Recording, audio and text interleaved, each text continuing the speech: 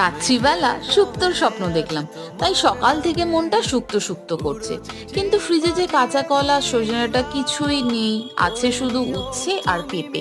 মাকে ফোন করে বললাম, মা বলল তাতে কি হয়েছে, এই দুটো দিয়ে দুর্দান্ত শুক্তো তৈরি হয়ে যাবে।